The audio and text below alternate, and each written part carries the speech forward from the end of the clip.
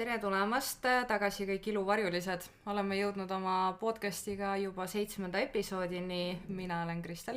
Ja mina olen Silli. Ja täna on meil külas Kristel Sammalkivi, kes on Soomes hinnatud ripsmetehnikkoolitaja, võistluskohtunik. Tema nimi on hästi tuntud rahvusvahelises ilumaailmas. Aga tere, Kristel! Tere! Kuidas sa nüüd siia oled jõudnud? Et tuled kaugelt Soomemaalt. Kust tulid? mis sind toob Eestisse?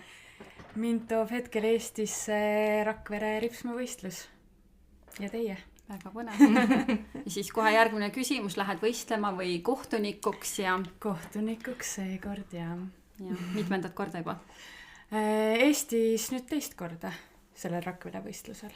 Eelmine aasta ma ei olnud, üle-eelmine aasta ma olin. Ja. Teine kord. Ja kuidas on Eesti tehnikute tase? Selle aasta kohta ma ei tea veel, aga tegelikult üle-eelmine aasta ma natukene olin üllatunud, et ma ootasin rohkemat. Ja olin just teisele Soome kohtunikule ka üles haipinud selle, et nüüd lähme Eesti ja nüüd ma näitan. Ja siis tuli veidikene selline tunne, et kas kõik head ripsmetehnikud on Soome kolinud või mis Neid ei käinud mis see toimub. aasta. Jah, et jah, ootan huviga, mis on sellel aastal pakkuda. Väga põnev. Juba hakkas hirmus. Ja mis kategooriat sa enim ootad? No klassika mulle väga meeldib, volüümid, need on pigem tihedad, tark volüüm on minu lemmik ja siis klassika. 2-3 tean siuke, okei. Aga kuna sa Eestis ei ole nii palju olnud, siis äkki räägid natukene endast? Kuidas sa jõudsid ilumaailmani? Ma hakkasin keelküüsi tegema, kui ma olin 14. Tahtsin natukene lisaraha teenida, iseseisev, mina otsustan. Et enne seda ka ma juba kõik suved käisin tööl. Olin harjunud, et on oma raha. Ja siis mul sõbranna hakkas ennem tegema keelküüsi. Ja siis ta oli mulle, et kuule, tahad ka äkki hakata tegema. Siis ma läksin küüntekoolitusele. Siis minu peigmees läks 2 nädalaks Soome tööle. Tüüpiline stsenaarium. Ja siis ta jäigi sinna. Siis mina läksin suveks sinna aega veetma. Siis seal oli üks Eesti tüdruk, kes tegi ripsmeid. Siis ta oli mulle, et kuule, et tahad ka äkki ripsmeid õppida tegema. Aga mul olid tohutud migreenid tollel ajal. Siis ma mõtlesin, et see on ikkagi, küüned on täpne, aga ripsmed on veel täpsem. Et ma ei tea, kas see on ikka hea mõte, et pärast mul on veel hullemad migreenid sellest. Ja siis ma ei tahtnud oma raha ka sinna ripsmekoolituse alla tollel ajal veel panna. Ja siis meil oligi siuke grillpidu, kus see mu sõbranna oli, siis et davai, hakkad tegema, et ma näitan sulle. Ja siis ma panin esimesed pikendused mu boyfriendile seal peol. Ja siis, kui ma Eesti tagasi tulin, siis läksingi kohe esimesele ripsmekoolitusele. Ja siis juba kolisin hetke pärast Soome elama ka. No, miks just Soome? Mu boyfriend jäi sinna elama, pidi järgi lonkima. Okay. Kas te olete siiamaani koos? Jah. See oli vähemalt hea minek. Tasus ära. Ja. Ja kuidas üldse toodeteni jõudsid? Alguses mul olid Eestist teise brändi tooted kasutusel, siis vaikselt küsiti juba koolitusi, siis ma koolitasin nendega ja siis mingi hetk ma olin, et mis asja, ma reklaamin seda teist inimest, et ma proovin ise ka, või äkki mulle ei meeldinud pintsetid või midagi seal oli, sest pintsettidest ma alustasin. Ja siis ma tellisingi pintsetid ja need meeldisid kõikidele ja siis tuli järgmine toode ja järgmine, et ega mul selles suhtes mingit suuremat plaani ei olnud. Täiesti lihtsalt. Kõik on läinud niimoodi ilma planeerimata. Eks ole tavaline asjade käik, Yeah. Enamusi alustavad ikka, et tahakski natukene lisaraha. No ma ise alustasin tegelikult kooli kõrval samamoodi ju küüntega. Et see oli nagu see trend, siis ma mõtlesin, et ma never ei õpi mingisuguseid ripsmeid panema. Et nagu mõttetu nokkimine, nagu täiesti jura. Noh, ja ikka lõpuks ikka jõuad. Ja sul oli sama midagi? Mul oli ka, ma laste kõrvalt, on ju? Jaa, laste kõrvalt, jah. Kui seal klassika koolitusel sai käidud, siis ma teadsin juba seal eos, kui selle nagu nende kunstripsmete peale panid, vaatan, ja siis oli okei. aga kui jõudis kohale modell ja ma nägin nagu reaalselt palju inimesel ripsmeid on ja ma sain teada, et ma pean need kõik ära täitma soovituslikult, siis ma mõtlesin, sinna ma jään nagu, see ei ole, ma never ei viitsi sükest asja teha, aga võt pärast, kui sul ei olnud seal kuhugi minna ka, siis sa jäidki sinna ja nokitsesid neid, tegid omas tempos seal ja pärast, kui tulemust nägid, siis olid müüdud, siis ma mõtlesin, ma tulen isegi eksamit tegema. Et see oli äge jah, mida nagu on võimalik luua sellega seal.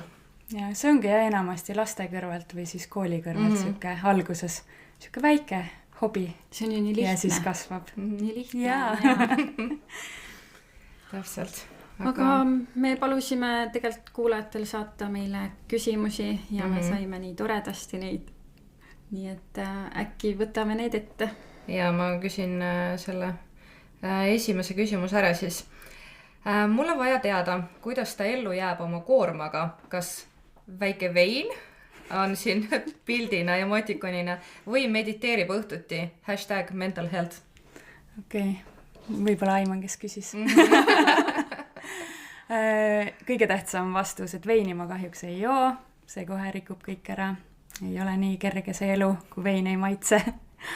Aga niimoodi saangi hakkama, et nüüd 3 aastat tagasi äkki mul mees tuligi enda töölt ära ja nüüd me teeme seda koos.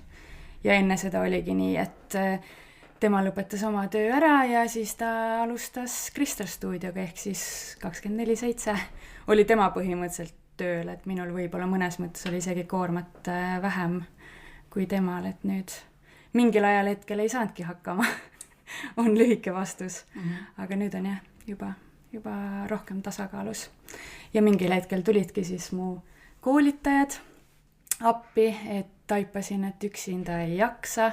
Mul oli hästi kaua see, et minu väike beebi, see koolitusmanuaal, et issand jumal, kuidas ma annan selle kellegi teise kätte ja siis pärast veel rikub ära ja teeb midagi valesti. Ja täpselt, ei, siis ma nii ei mõelnud. Et see oli mulle nagu hästi suur samm ka, et võtta need koolitajad, hakata usaldama teisi inimesi, ei pea kõike ise tegema ja siis läks juba kergemaks. Aga jah, teatud periood oligi just Turgus oli üks ripsmäe üritus ja siis seal üks ripsmäe tehnik meenutaski, kui oli käinud minu koolitusel niimoodi, et ma pidasin seal iga siuke 1,5 tundi pidasin pausi ja siis olin seal tissi otsas, imetasin ja vastasin nende küsimustele ja siis jälle jätkasime ja niimoodi ta läks. Aga kuidas see peremudel selles mõttes, et kas teil ongi siis, et kui tööaeg lõpeb, et teil tuleb siis nagu see pereaeg või on 24/7 on ikkagi see Crystal Studio kogu aeg taustal? No mõnes mõttes võib öelda, et ta on taustal, aga ikkagi küll me võtame seda pereaega ka ja mõnes mõttes ongi just lihtsam, et kui mehel nüüd ei ole seda mingit teist töökohta, et siis tahamegi, et no nii, täna meil on vaba päev ja lähme kuskile või näiteks lähme kuskile reisile, et ei ole nii, et peab klapitama nüüd mitme inimese tööaegu, vaid tegelikult saabki koos kohe planeerida ja ise otsustada, nii et nüüd on juba tasakaalus. No jah. Okei. Nii, küsime siis näiteks sellise küsimuse. Kes on Kristel Sammalkivi väljaspool ilumaailma? Milline oled sina, kui töö jääb ukse taha? Tead, ma olen nii palju ise ka selle peale mõelnud, et ja mul on seda nagu lähedased inimesed ka tagasisidet andnud, et veits see identiteet on ära kadunud ja mõnes mõttes näiteks no viimasel ajal mitte, aga mingil perioodil, kui saingi mingit tagasisidet või isegi mitte, et ma ei saanud seda tagasisidet, vaid ma kartsin, et kui ma saan mingi teatud tagasiside, et siis see on kohe isiklikult nagu mulle, mitte kui sellele firmale, et kõik oli liiga nagu minu endaga seotud, aga just seal samal üritusel Turus saingi tagasisidet, et nii tore, et ma olengi täpselt samasugune inimene, nagu ma seal sotsiaalmeedias olen. Et selles suhtes ma ei esita mingit siukest, et ma olen professionaalsem, kui ma olen või ma ei tea, räägin kuidagi võõrsõnadega ja olen mingi tähtsam inimene, kui ma olen tegelikult, et samasugust lolli nalja teen tööelus ka, kui teen muidu, et täiesti samasugune tegelikult. Okay. Igav vastus. ei no väga hea tegelikult, sest peabki olema ju sina ise, et jah, täpselt, pole mingit maski ees, et kõik on siuke autentne. Ma nägin, kui sa siit uksist sisse tulid, siis ma mõtlesin kohe nagu tuttav nägu, et isegi kui me oleme ainult Instagramis suhelnud, siis selline, kuidas ma ütlen, soe tunne oli, nagu sõbralik inimene, sa tunned selle energia järgi nagu ära, et täiesti sama inimene, jah. Kõige hullem on ja see, et tuleb uksest sisse ja mõtled, et see ei ole sama. Mul on nii halb mälu ka, et ma ei saa etendada, ma unustan ära, kellele ma mis rolli mängin. Nii, aga milline oli sinu moment, kui teadsid, et iluvaldkond on see, millega tahad päriselt tegeleda? Moment. Et kui sa alguses olid, siis ilmselt niisama lõbu pärast hobi korras, et mis hetk oli see siis, kui sa avastasid? No võib-olla see üks on see ka, et koolis ma olin hea õpilane ja kõikidel olid suured ootused ja ma ei tea, ma kujutasin ette, et ma töötan kuskil panga kõrgel korrussel ja siis oli järsku mingi, et ma olen lihtsalt ripsmetehnik ja siis mingil hetk tuleb see et mida see tegelikult tähendab, et sa oledki keemik ja psühholoog ja nii edasi, et see oli selline, et alguses võib-olla veits nagu tõmbasin ennast alla, et niimoodi eladki oma elu ja oled lihtsalt ripsmetehnik ja siis mingi hetk tuli mõnes mõttes siis see moment, et tegelikult see ei olegi nii lihtne ja see on nii palju kõike muud ka, et aga kas sul on olnud mingi, ma ei tea, vanemate poolt midagi, et kas see nüüd ongi see, et sa nagu ei lähe midagi paremat õppima või? Otseselt ei ole olnud, et ema mul on just olnud alati mega toetav, no nüüd meil on palju neid vestlusi, näiteks mu vennaga ka, tema käib nüüd ülikoolis ja siis mina ei ole ülikoolis käinud ja just mul on jäänud nagu see vanast ajast see surve, et kui sa oled see 5, siis sa lähed sinna ja siis sa lähed sinna ja siis sa lähed sinna ja siis ma olen siiamaani nagu niimoodi, et vahepeal on häbi öelda nagu, et ma ei ole käinud ja siis mu vend ka, et sa pead reklaamima seda, et näe, sul ei ole vaja sellist ja sellist haridust, et ikka sa võid oma eluga midagi teha, aga õnneks ei ole olnud jah, nagu pere poolt mitte midagi, et ise endal pigem, enda peas on olnud see siuke surve, et ei ole seda väljaspoolt tulnudki. Ja vanast ajast on ju jäänud ka see, et see mõtlemine, mida mina vähemalt mõtlesin, ma arvan, et teised ka, et mis mingi ärijuhtimine, mingi ettevõtte omanik, et need on mingid raudselt, ongi teatud mingid etapid kindlalt läbinud ja siis nad on sinna jõudnud, et nad on kindlasti hästi targad ja sellised, noh, okei, me oleme ka targad, aga et selles suhtes, et jah, seal ei pea olema mingid konkreetsed paberi peal kirjas mingid eeldused, kuhu midagi on vaja jõudmiseks nagu saavutada, et piisab tegelikult heast tahtest ja soovist seda asja teha ja siis on kõik võimalik ju tegelikult. Ja, mul on hea lugu ka siia rääkida, kui ma olin ühel ettevõtjate üritusel Soomes ja siis samas lauas oli siuke vanem paar, mees ja naine ja kõik muidugi viisakalt riides, oli siuke pidulik õhtusöök seal ja siis ma kohe automaatselt olin seal täiesti pinges, et jah, et see mees on mingi suur ettevõtja kindlasti ja appi kui piinlik, kui ta küsib minu käest nagu, et noh, mis sina teed ja siis ma olen see, mul on ripsmetehnik ja juba lihtsalt nagu ketrasin ennast üles, et mida ma vastan, kas ma reaalselt vastan nagu midagi muud või mida ma teen ja siis nad ise alustasid seda vestlust ja tutvustasid ennast kõigepealt ja siis selgus, et see mees ei olegi üldse ettevõtja, et ta on oma naisega seal kaasas ja ta naine on olnud mingi 30-40 aastat juuksur. Ja see oli nagu nii hea õppetund mulle ja mõnes mõttes ma nagu märkasin, kui silmakirjalik ma olen olnud ka, et ma olen enda õpilastele, et ole enesekindel ja et mida kõike see meie amet tähendab, aga tegelikult ise sellel hetkel nagu olin, et ma olen lihtsalt ripsmetehnik. Et see kuidagi täiega kustutas mult mingid piire siukseid ära, et mida ma ise üldse nagu sellest arvan, et peale seda nagu ei arvanud enam nii halvasti. Sellest on õnneks aega, aga ikkagi siuke huvitav, et ise juba oled siukse, et issand, kui piinlik öelda. Et hästi juba veider. Mõtlesid, et vastata, et sul on oma suur ripsme impeerium ja sul töötab mingi 50 inimest seal. Ei üldse nagu mitte, et seda ripsme alagi kuidagi ei tahtnud öelda ja üleüldse see arvamus kohe, et see mees on seal ettevõtja, et kui nagu ajuvaba see ka on. ja need on nagu need peas loodud eeldused ilma teadmata. Aga vaatame need küsimused äkki ära siit. Mis siin olid, siis saab nüüd ära küsida. Kuidas saada edukaks ripsmetehnikuks? Edukaks ripsmetehnikuks saab nii, et tahad iga päev olla parem, kui olid eile. On lühike vastus, et see on mul endal vähemalt olnud, et tahtsin kogu aeg õppida juurde, olla parem, kui ma olin eile.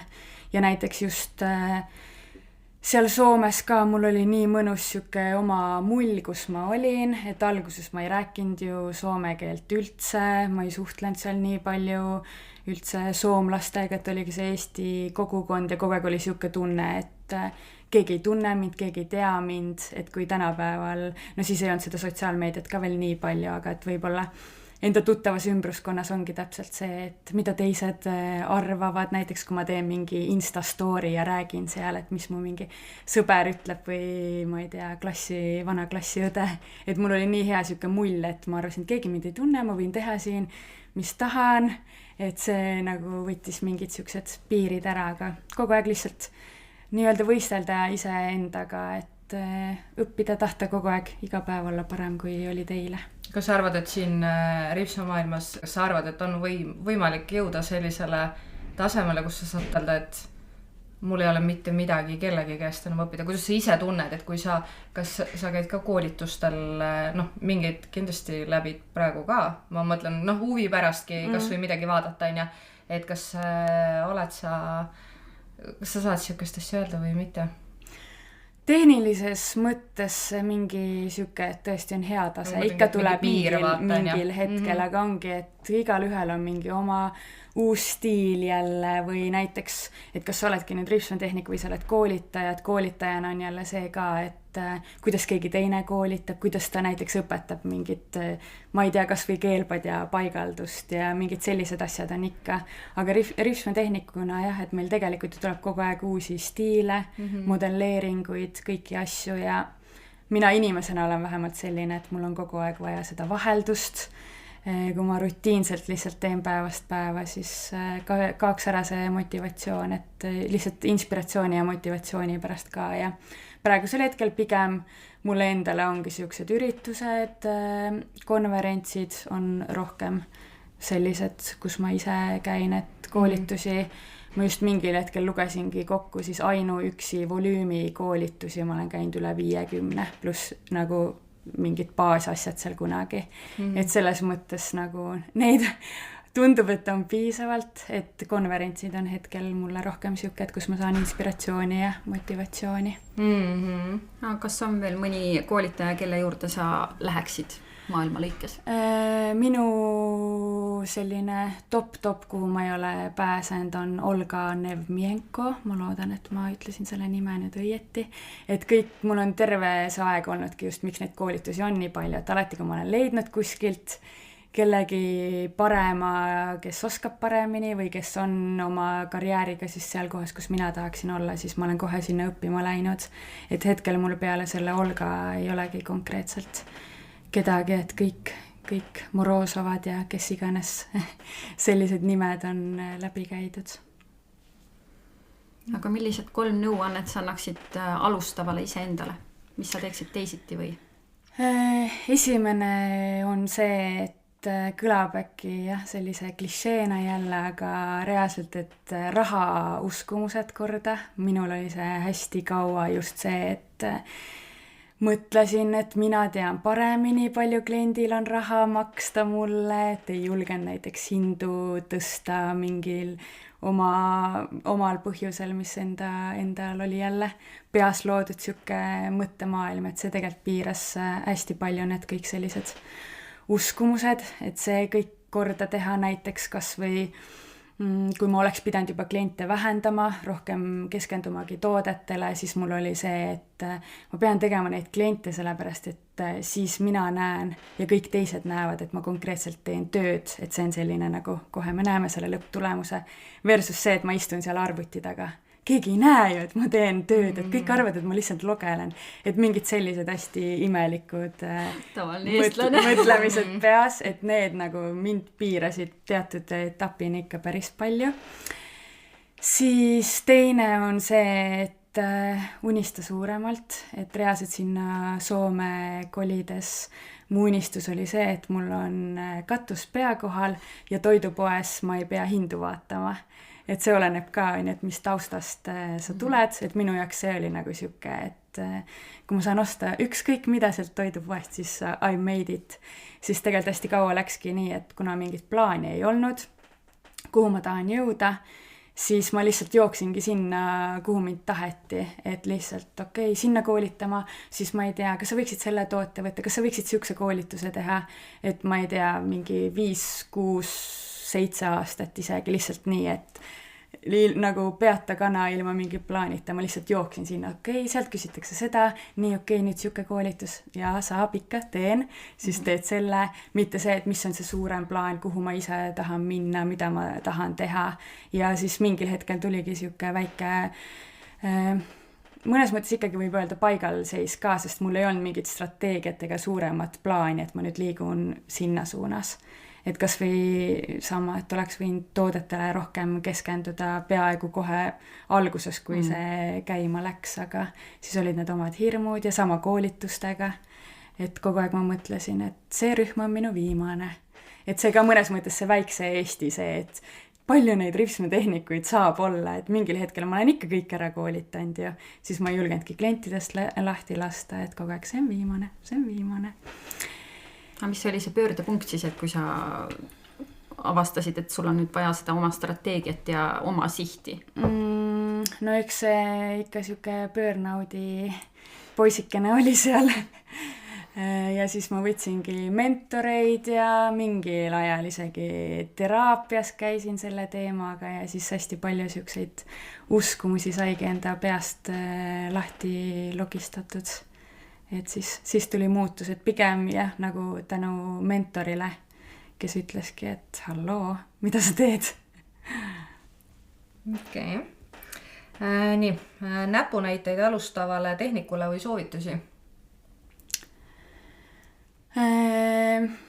Täpselt seesama, et kogu aeg õpi, ürita olla parem, kui sa olid eile, ära võrdle ennast teistega, et tihti paljudel tulebki siuke tagasilöök sellest, et sa tegelikult võrdled enda tööd kellegiga, kes on teinud 5 aastat või näiteks sa oled samas koolituse grupis teiste naistega, hakkad seal jälgima teisi ja vaatad, issand jumal, et tema on juba arenenud, ma ei tea, nii kaugele, aga sinul ongi võib-olla 2 last, kõik muud asjad ka, et sa ei saa nii palju harjutada, aga teine näiteks teeb 5 tripsmed päevas, et see teistega võrdlemine on minu arust päris selline mürgine asi, mis tegelikult viib selle motivatsiooniga sealt tööst ära, siis kindlasti võttagi modelle, kellele sa saad rahulikult harjutada, et seal argitöös, salongitöös tegelikult on ikkagi see tempo peal ja sa ei saa nii palju keskenduda erinevatele detailidele, et kui on see modell, siis saad rahus, märkad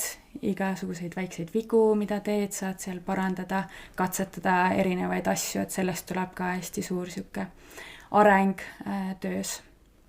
Aga sa tunned pinget sotsiaalmeediast näiteks, kui sa vaatadki niisama, ma ei tea, feed'i lappad, et vaatad teistelt, vau, elabki kuskil, ma ei tea, Miami's, sõidab Lamborghiniga, tuleb pinge peale või on pigem see, jah, et mul on hea siin, kus ma olen või tuleb ikka, et natuke saaks parem?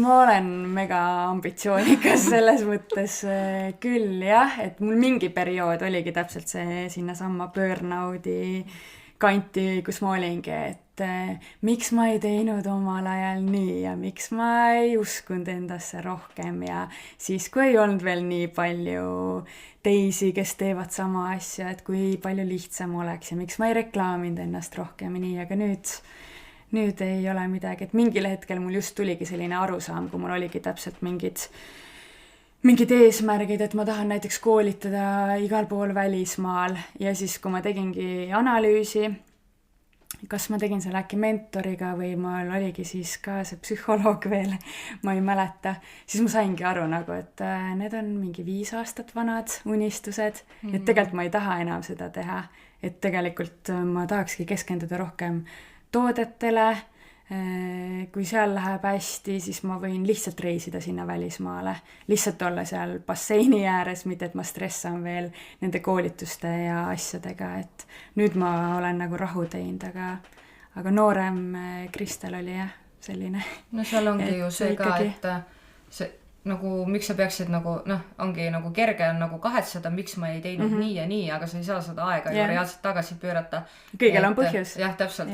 Järelikult sa pididki nii tegema, et sinna jõuda, kus sa praegu siis nii-öelda oled. Ja seda ma olengi just mõelnud, et kui ma oleks näiteks intensiivselt reklaaminud ja olnudki siuke, et no nii, mina, siis võib-olla ei läheks nii hästi, et see võib-olla oligi minu tugevus, et ma olin niimoodi, et no kui sa tahad tulla minu juurde, siis no tule, ma kätt ette ei pane, aga sa ei pea tulema.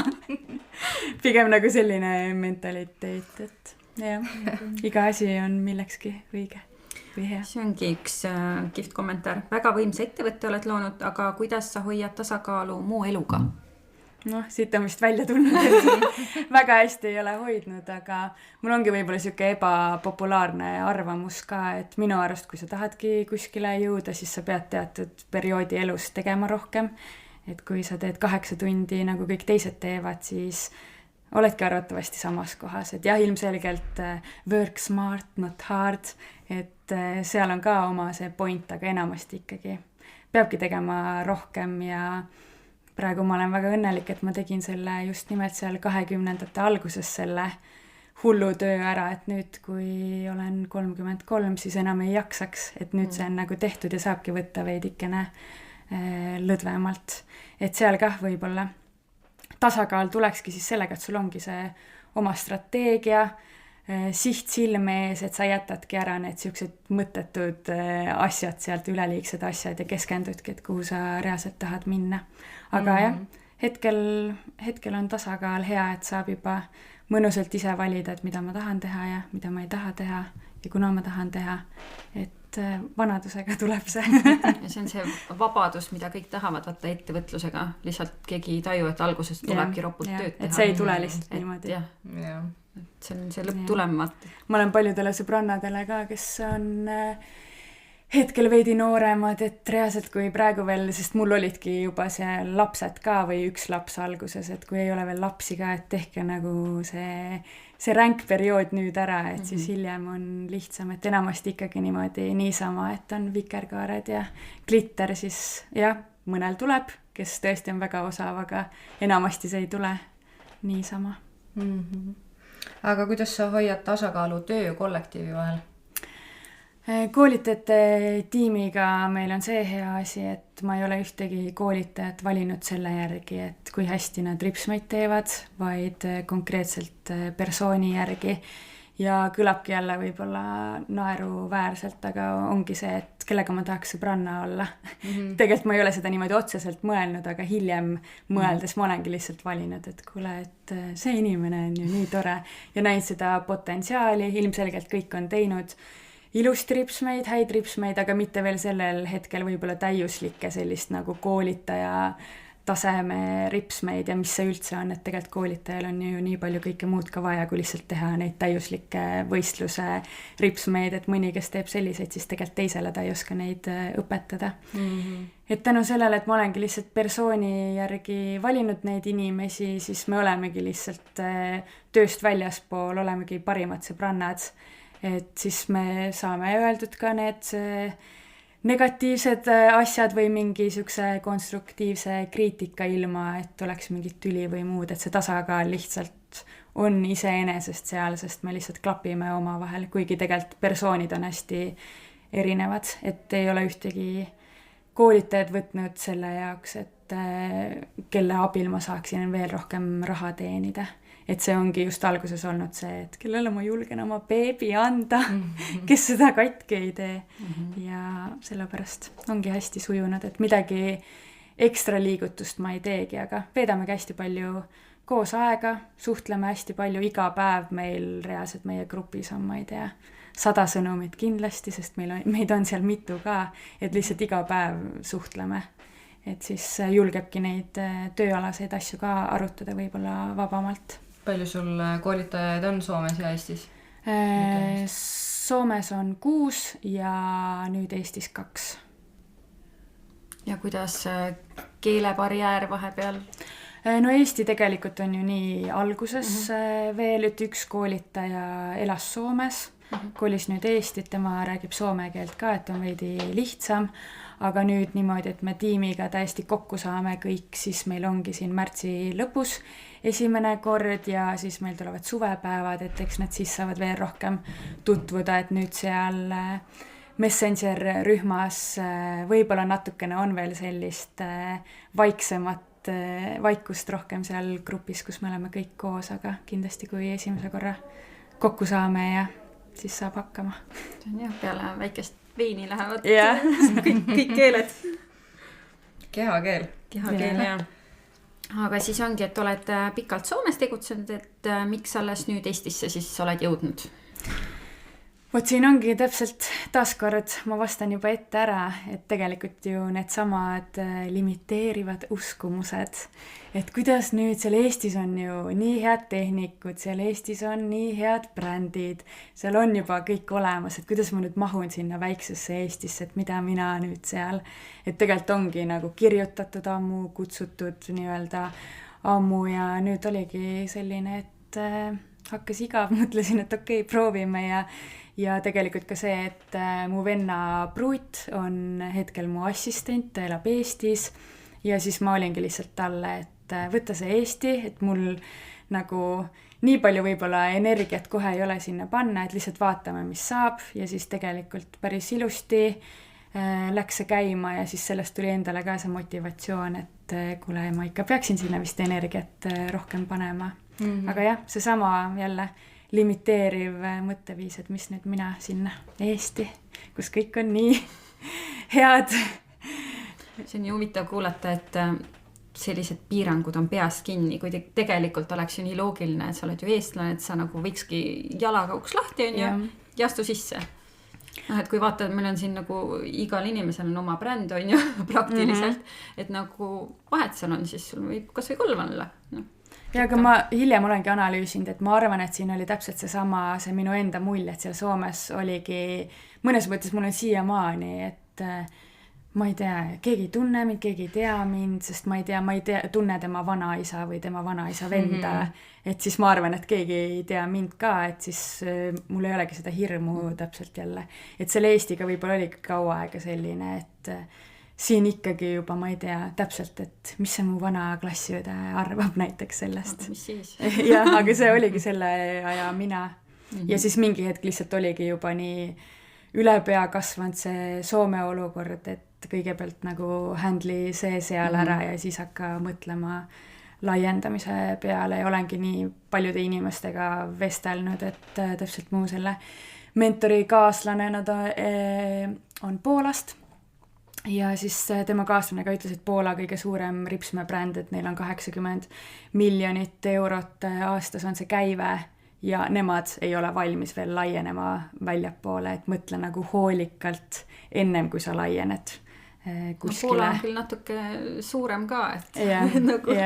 aga ikkagi selles suhtes, et nad võiks ka mõelda, et ma võtan sealt näiteks selle väikse Läti või mis iganes, aga et nad ei ole selleks valmis.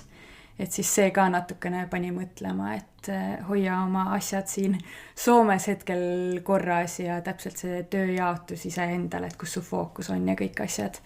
Et alguses oli jah see limiteeriv mõtteviis ja siis mingil perioodil oli see, et tegelikult ma ei olegi reaalselt valmis veel võtma uut kohustust ja nüüd siis ongi väike abikäsi ka siis, kellega proovime ja vaatame, mis Eestis saab. Väga lahe. Kuidas saada edukaks ripsmetehnikuks on siin küsimus. Sellist oli. Aga seal on läbi käinud. Kuidas saada välismaale ripsmevõistluste kohtunikuks? Samamoodi nagu Eestissegi. no üks kindel variant on see, et sa osaled võistlejana nendel välismaa võistlustel ja sind märgatakse seal. Näiteks sa võidad, sul läheb hästi, siis tihti kutsutakse sind ka kohtunikuks järgmisel aastal ja ikkagi ongi enda reklaamimine seal sotsiaalmeedias, et kuidas sa reklaamid ennast, kas mina kui ripsmetehnik või mina juba see järgmisel tasemel, mina kui koolitaja või kohtunik, et kuidas sa täpselt ise ka suhtud endasse, aga ikkagi näiteks minu võistlustel ka eelmisel aastal üks tugev koolitaja juba välismaalt, kes oli osalenud hästi palju online võistlustel ja tegelikult juba koolitas igal pool välismaal ka, tahtis tulla kohtunikuks minu võistlusele, aga kuna ta live-võistlusel polnud kunagi osalenud, siis ma ütlesin, et kui sa tahad tulla mu võistlusele kohtunikuks, siis ma eeldan, et sa oleksid ikkagi laivis osalenud ka ise, siis ta eelmine aasta osaleski minu võistlusel ja nüüd sellel aastal ta on kohtunik. Et just, et ise osaleda, et sul läheks nendel võistlustel ka hästi, et sa tead, mida võistlustel vaadatakse ja siis seda ka ära kasutada seal sotsiaalmeedias ja ennast reklaamida. Aga jah, tihti võistlustel siis sind kutsutaksegi järgmiseks aastaks kohtunikuks. Väga hea, et sa tõid välja, et sul on üritus tulemas. Räägi natuke veel. Mina eelmine aasta käisin, aga mis see aasta toimub? See aasta meil on ka konverents. Konverentsil on nüüd lisaks workshopid. Eelmine aasta oli lihtsalt teooria pool, aga konverents on veel endiselt soomekeelne ainult. Et kes soome keelt räägib, võib tulla. Ja siis on jälle võistlused. Kuna toimub? 16 ja 17 mai. Kus toimub? Vanda Helsingi lähedal ja lennujaama hotellis, ehk siis on lihtne lennukiga tulla otse, et ei pea seiklema seal Helsingi peal. Aga võistlustel saavad osaleda kõik, kes tahavad, on veel kohti või kuidas?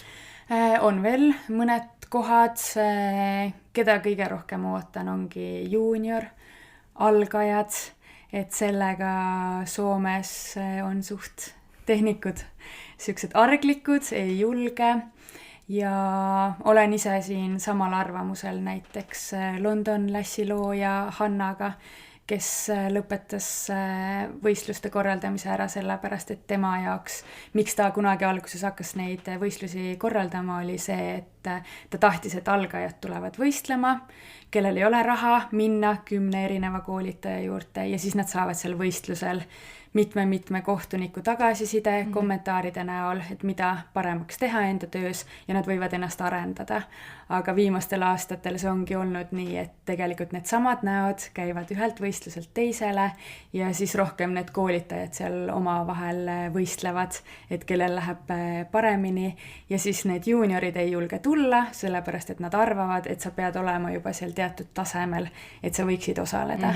Et täpselt see jah, ma olen ka ambitsioonikas, nagu ütlesin, ja alati see karikas on olnud selline, et oleks tore saada, aga üks, mida mina kahetsen, ongi see, et ma hakkasin võistlema liiga hilja. Et tegelikult just juunioreid, algajaid, et sa saaksid selle siukse lükke siina, siina jah, soome keel, oma karjääri alguses, et kui sa harjutad selle võistluse jaoks, siis sa eeldatavasti teed neid modelle, siis sa sellega tegelikult tõstad juba enda taset ka ja siis sa saadki selle tagasiside seal veel võistlusel ja näiteks kui oledki selline ebakindel alustaja, nagu mina olin, siis sa saadki sealt võib-olla selle positiivse tagasiside, et kuule tegelikult on päris hästi või näiteks, et need ja need asjad veel vaata üle. Või siis ka näiteks, kui sa oled juba kaua aega teinud ja oled enda selles mugavustsoonis, siis on jälle see, et tegelikult muutud natukene nagu pimedaks, sa ei märka enam neid vigu, päevast päeva teed seda sama, siis keegi teine tuleb ja raputab natukene, et kuule vaata tegelikult see ja see oleks vaja üle vaadata. Kas Eesti on ka tulemas midagi põnevat? Vaikselt planeerime. Ma ei jälgin meie sotsiaalmeediat. Vaikselt planeerime ka siukest konverentsikest, aga võistlust hetkel mitte. Et ma tean, et ongi Karmenil tulemas enda ja on see Rakvere, et konverents oleks võib-olla siuke, et rohkem midagi lihtsalt ühiselt mõnusalt, mingi tegevus, inspiratsiooni, motivatsiooni ja seekord siis võistlusega ma olen ainult Soomes. No siis on mida oodata. Ja ma isegi mõtlesin, et oleks Soome, aga kahjuks ma lähen puhkama. Vahepeal seda on ka vaja. Aga mis sa arvad 2025. aastate ripsmetrendidest? Kas ripsmed on minevik või on midagi uut oodata? Ma ei usu, et on minevik ja ma ei tea, kas seda võib nüüd uueks nimetada, aga ma arvan, et endiselt ja veel tugevamalt pruunid ripsmed, veidi loomulikumad, sirgemad kaarduvused, B-kaar, C-kaar on sellised, mida näeb hästi palju, et ma arvan, et pigem nagu sinna klassika, pruunid, sirgem kaar, mitte nii pikad. Et Lashlift ka muidugi tugevalt tuleb ja on olnud juba mitu aastat, aga ma arvan, et ripsmed ei kao mitte kuskile. Et võib-olla rohkem just, mis nüüd seal TikTokis ka trendib, see lash blindness, et võib-olla inimesed hakkavad rohkem nüüd rõhku panema, et tõesti modelleerida vastavalt enda silmakujule, vastavalt enda näokujule ja näojoontele. Et ma loodan, et see on veel rohkem trendikam, kui on varem olnud. Aga mis sa arvad animeripsmetest? Ma ei arva midagi, et kui meeldib, siis on väga tore, aga siin jälle, mis ma enda õpilastele ka ütlen, et täpselt mõeldagi, kes on sinu unelmate klient, et eeldan, et animed ehk võtavad veidi nooremad kliendid rohkem, et kas see noor klient on sinu unistuste klient, et jah, taaskord ei või teise rahakoti vaadata, võib-olla sellel noorel inimesel on raha rohkem kui teisel, ma ei tea, 30-aastasel maksta, aga enda õpilastele alati soovitan, et pane hästi konkreetne profiil paika, kes on sinu unistuste klient, mis tööd ta teeb kõike, milline on tema stiil ja siis teegi selles stiilis ripsmeid, kuhu see sinu unistuste klient tahaks tulla. Aga anime on tore, olen ise ka teinud, ei ole midagi negatiivset öelda, lihtsalt see, et mõelda jah, et kellele see on. Ja eks me kõik tahame ju rikkaid ja täiuslikku näonahaga ja mina üritan siin niimoodi on jah kuidagi ümber nurga ja siis sa ütled otse, no tahame rikkaid. No tegelikult ei tahame, et selles mõttes maksejõulisi kliente, et kõik tahame palka saada ja et oleks stabiilselt käiks see sama klienti, et keegi ei taha jooksikuid. Jah. Ja täpselt mul endal ka kohe algusest peale tegelikult mul oli ikkagi klientuur suuremas osas siuke peaaegu 30 lähedal või üle 30 aastas, et mul ei ole mitte kunagi, isegi kui ma ise olin seal 20, siis mul olid ikkagi veidi vanemad kliendid, et siis mul on suht nagu hästi tegelikult läinud ka see alustamine, et ei olnud sellist, et kogu aeg tühistame ja tõstame aegu ümber ja lihtsalt ei saabu hooldusajale, kuigi jah, taaskord see vanus seda ei määra alati, aga päris tihti ikkagi on niimoodi, et nooremad ei ole nii hoolikad. Kahjuks nii on jah. Aga kuidas sul praegu on? Praegu sa ei tee üldse kliente või? Praegu mul on nüüd jälle 2 püsiklienti, kes seal nii, kes nii soovivad ja siin on ka jälle huvitav, et need mõlemad kliendid on olnud sellised, kes varem olid nii täpsed selle kellaajaga, kuna nemad saavad tulla ja nüüd on olukord see, et ütle ainult sina kellaaeg, ma võin hommikul kas või hiljem tööle minna, et nüüd nad pääsevad ükskõik mis kellaajal, kuna ma ütlen, et jälle õpetus kõikide teile, et küll see klient pääseb, kui ta tahab tulla, aga siis ilmselgelt modelle teen ka, sotsiaalmeediat on vaja teha ja samamoodi, et ikkagi mingil määral ma veel koolitan ka, et minu arust sa ei saa koolitada nii, et sa ise ei tee. Et näiteks sotsiaalmeedia koha pealt ka ma vahepeal mõtlen, et tahaks tegelikult teha niisugust eksperimenti, et kui ma nüüd nullist hakkaks uuesti oma klientuuri ehitama, et kui kaua mul läheks aega, et ma näiteks õpilastele ütlen, et teed nii ja nii ja nii ja seal reklaamid nii, et kas see on ikkagi tänapäeval nii lihtne, et kindlasti mul on mõnes mõttes niisugused roosad prillid ees selle enda alustamise ajaga, kui ei olnud see sotsiaalmeedia veel nii tähtis osa seda, et niisugune eksperiment oleks päris huvitav, aga hetkel veel ei ole aega selle jaoks, aga kunagi tahaks ära teha küll. No samas sul on eelis võib-olla just selle pisikese elukoha pärast, et kui sa oleks kuskil suurlinnas, siis tehnikuid on ka ju 10 rohkem. Et võib-olla see konkurentsi poolest tegelikult ikkagi saaksid suhteliselt. Jah, no sellel ajal, kui mul oli kalender täis, siis ma ütleks, et 95%, no ütleme 90% olid mul kliendid tegelikult mujalt, mitte sealt minu kodukohast. Et olid ikkagi lähedalt nendest suurtest linnadest.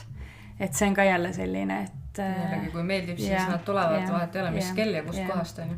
Et see on ka jälle, et okei, ma ei tea, majandusolukord ei olnud nii hull, et seda ma olen ka mõelnud, et kas tänapäeval praeguse majandusseisus ja ikkagi inimestel ei lähe nii hästi, et kas nad sõidaksid mingi 100 kilomeetrit ripsmete pärast, võib-olla praegusel hetkel ei sõidaks. Et seda ei tea. No ma usun, et tegelikult sõidavad ikka, sest päris paljud on ju need, kes tulevadki Tartust, ma ei tea, Tallinnasse, et saada need ripsmed, et see kord kuus ei ole nagu nii hull. Ja noh, tõesti see, ma olen ise ka pannud tähele, et kui sa ütled, et jaa, et ma nüüd enam õhtuti ei tee, et noh, ei saa enam teha, see on, no äkki ma saan ikka kuidagi tulla siin lõunapausi ajal, et no teen veits pikema, et kui nad tahavad, siis nad saavad. Ja meil tüdrukud näiteks seda ka on proovinud, et jõulupuhkuste ajal, seal 26-27 sellised uue aasta vahel, siis neil ongi näiteks hoolduse hinnad pluss 20 eurot ja tulevad lihtsalt need enda püsikliendid, kes muidu võib-olla ei tuleks, kui sul olekski siuksed hinnad. Aga siis, kui on ikka pidustustele vaja neid ripsmeid, siis on nõus maksma, et just mul enda üks koolitaja alguses arvas, et ta on puhkusel, ta ei tee, siis tal puhkus läks cancelisse ja siis pani selle pluss 20 ja tal olid kõik need päevad täis. Et sama ka nende õhtuste aegadega, et panedki näiteks teise hinna, et miks, ma ei tea, arst või keegi võib küsida sult mingit õhtu hinda ja et me oleme ise ettevõtjad ja siis kui meil ei ole enam neid limiteerivaid mõtteid peas, siis võime küsida ju, mida ise tahame küsida.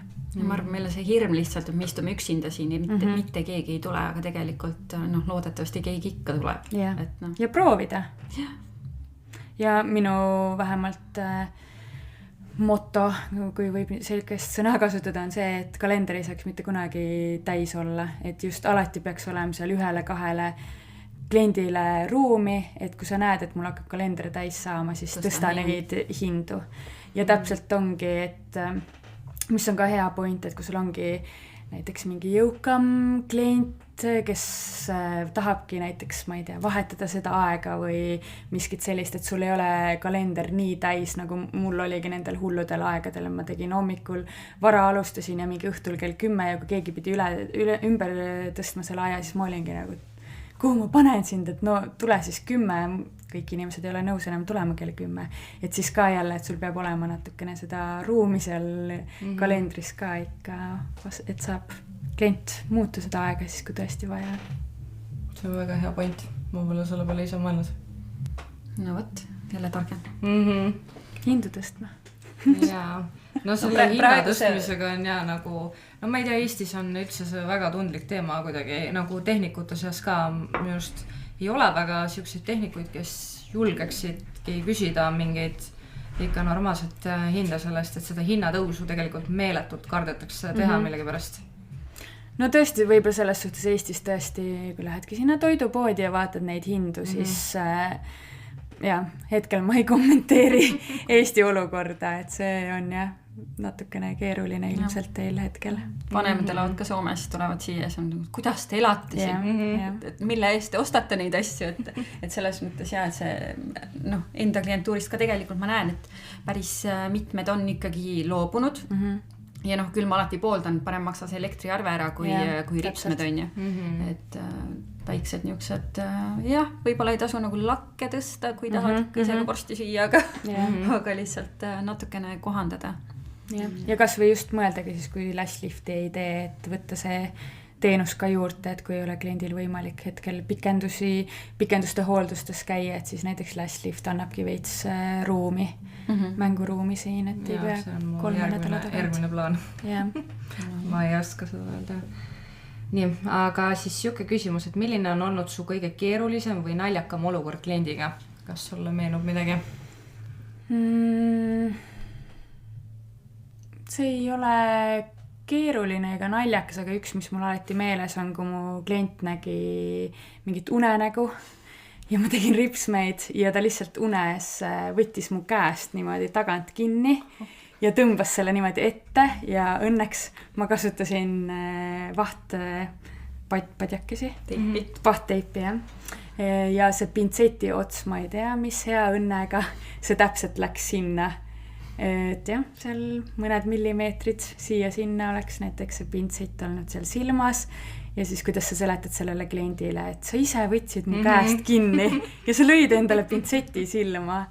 Et see on selline, mis mul on jah, kogu aeg meeles, et siis ma tõesti, klient hetkeks tegi silmad lahti, vaatas niimoodi ümber ja jätkas oma und ja ma olin konkreetselt mingi 10 minutit seal lihtsalt, et mis just juhtus.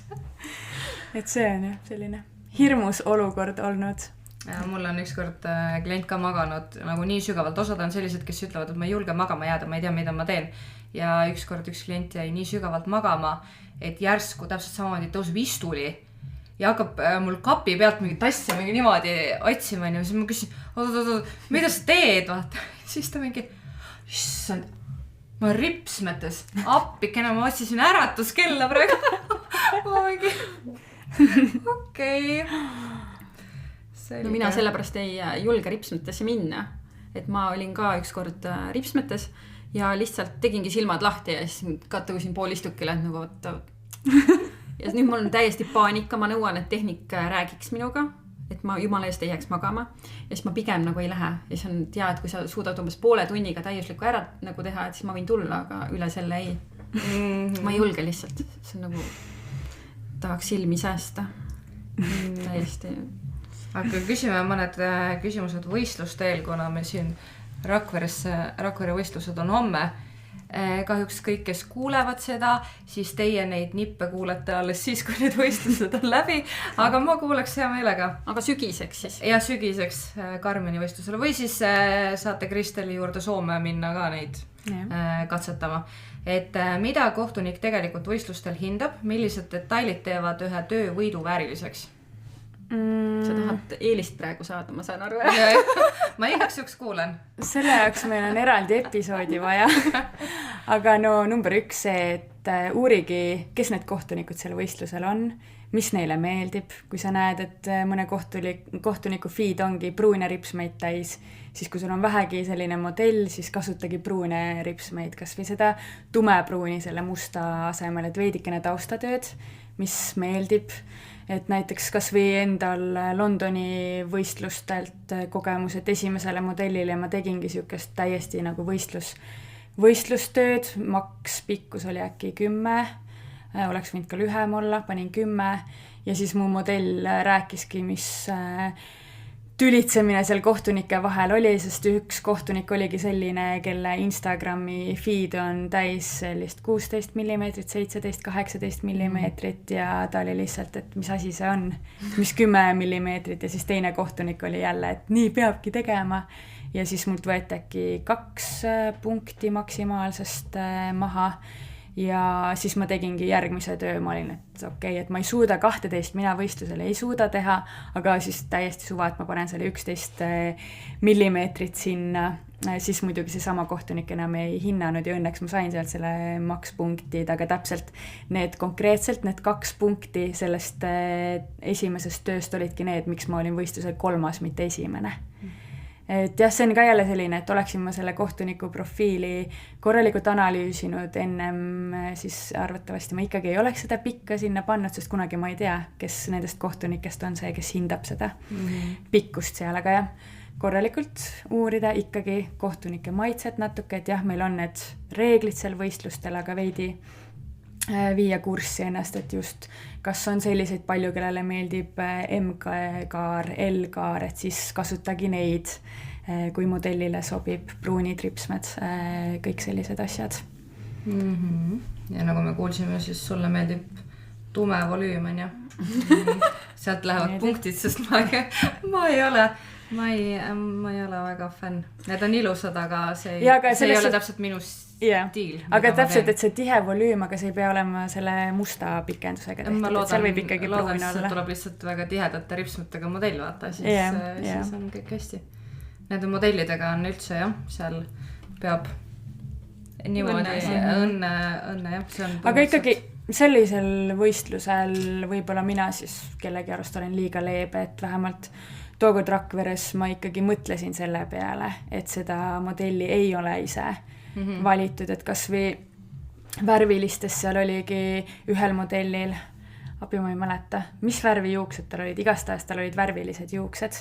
Otse loomulikult see üldilme on palju efektsem, aga see on ju tegelikult ebaaus teistele, siis mina näiteks seda juuksevärvi selles mõttes ei võtnud seal arvesse.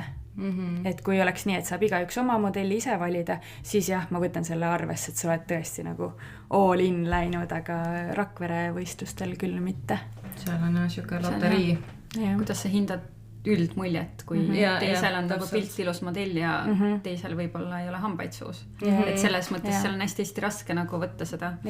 Aga ongi võib-olla, ma ei tea, et sa saad, kui need kulmud on täiesti sassis või midagi, et sa saad ju need kulmud näiteks ära harjata kiirelt, et mingid sellised asjad, mida sa saad ise tõesti seal olukorras ise teha. Eelmine aasta suht paljud ikkagist jäi aega nagu üle, et sa jõudsid oma modelli. Mul õnneks väga vedas modellidega, mul olid väga kenad tüdrukud ja noored, et sa jõudsid reaalselt, olidki mingi kerge siukse jumeka panid peale, kulmud korda ja huule läige peale ja siis juuksed ära kammida ja läks. Ja see annab tegelikult nii palju juurde. Et on näha, et on üritatud ja vaeva nähtud, aga lihtsalt see, et mis see põhi seal on ju, siis seda küll on ebaaus minu arust hinnata. Või mingid selliseid täpselt värvilistes juuksevärvi või mingid sellist. Ja aga kui nagu kerge on seda sellest kõrvale vaadata, kui sa nagu näed ja ma arvan, et võib-olla on mõned inimesed on ikkagist, kes võtavad seda nagu arvesse, et sa ei saa sinna mitte midagi parata, et see on tore, kui sa suudad sellest nagu läbi vaadata ja mõeldagi nii, nagu sina mõtled, et sa kujutadki ette, et tal polegi mingid juukseid seal peas on ja või mida iganes, et see on nagu hästi, aga mingil hetkel see võib kindlasti natukene nagu, tuleb sisse, siis mingi naeretab sulle ja siis hambaid ei ole, siis on ikka mingi okei, maksimumpunktist. Väga ilus läbi edasi. Ja, aga sel juhul, siis sa vaatadki pigem neid ripsmeid, mida sa oled ise teinud, et selles mõttes kõik muu on boonus. Ja ongi arengukoht ju endale ka, et ikkagi peadki olema ju sa ka seal professionaal. Igaks juhuks poest läbi käia, vaata, igaks asjaks valmis. Vampiiri need, mis saab võtta panna. Aga kas ise oled kunagi sellisel võistelnud? Ei ole. Aga läheks? Läheks küll, see oleks väga siuke äge proovilepanek. Aga jah, pigem, ma olen, ütleme niimoodi, et 50 ja 50 olengi pooltele võistlustele oma modelli kaasa sõidutanud ja pooltel siis otsinudki Instagramist. Aga niimoodi täiesti, et ei teaks, ei ole. Et see on küll. Need, kes hea töö teevad, siis väga tublid. Nii. Kas Eestis on ripsme valdkonnas piisavalt kõrge tase, et konkureerida rahvusvaheliselt? On muidugi, et seda ju siin teiste koolitajate suust kuuleb ka, et Eestis on üks kõige kõrgem tase ja nagu konkreetselt miks näiteks Soomes on ka üks maailma kõige kõrgem tase, siis ongi, et eestlased ju tegelikult selle sinna viisid ikkagi. Et meile see tuli Vene poolt ja meie siis levitasime seda edasi, et jah, Poola on ka muidugi alati on hästi tugev, aga Soomes ikkagi see areng hakkas hästi palju meie eestlastega, kes seal olid juba enne mind ja peale mind ja et siis lihtsalt see tõusis seal ka, et eestlased on väga, väga tublid. Äkki see? Mis on järgmine suur eesmärk või unistus, mille poole sa liigud? Ka see suurem tasakaal töö ja elu vahel ongi unistus ja ka võib-olla neid mingis mõttes neid ambitsioone veidi alla suruda. Et eladagi rohkem tänases päevas mitte kogu aeg mõelda, et mis homme ja mida Nautida. kõike peab tegema, jah, täpselt. Kui sa peaksid kogu elu tegema ainult ühte ripsmestiili, siis kas selleks on klassikalised või volüüm? Selleks oleks M-kaarega 10-11 milli tihe volüüm. väga okei, aga nojah, tegelikult me juba saime sellele vastust seda, et aga kui sa ei oleks ilumaailmas, siis millist tööd sa teeksid? No koolis mu lemmik oligi keemia ja matemaatika ja ma arvasin, et midagi numbritega seotud ma lähen õppima, aga see suht kiiresti muutus, et konkreetset ametit ei oskagi öelda. Aga sinna suunda ma arvasin, et ma lähen õppima ja see oli siis natukene veel seal ees, et mida konkreetselt valida. Võib-olla sa oleksidki keemik ja teeksid teistele hoopis tooteid. Kes teab. See oleks päris põnev. Ja. Väga lahe. Aga ma arvan, et siin olekski hea jutt kokku tõmmata ja oli tore sinuga lähemalt tuttavaks saada. Kindlasti küsimusi oleks väga-väga palju veel, aga kellel on, saab esitada sulle neid kus kohta? Instagrami näiteks, Kristel Studio Lashes on see koht, kuhu saata sõnumit. Ja võib sind koolitama ka kutsuda või jätad selle siis ainult Eesti koolitajatele? Kui ilusti küsite, siis võib kutsuda. Aga Eesti tüdrukud on väga tublid, nii et saate hea koolituse nendelt ka. Aga jah, kõike võib küsida. Rohkem ja kõike siukest mentori stiilis mulle meeldib hetkel rohkem teha, kui konkreetselt koolitada. Aga saab seda ka. Aga väga põnev ja siis kellel on huvi, minge võistlema maikuus. Jah. Soome. Ja jälgige siis kõiki Instagrami lehti, Eesti oma on ka Kristel Studio Est. No nii, väga lihtne. Yeah. Aga mina tänan ja mis me järgmine kord loeme kirju vist? Järgmine kord loeme kirju ja jagame jälle kingitusi. Just. Võtta ka seniks tšau-tšau! Aitäh kutsumast! Ja. Tšau!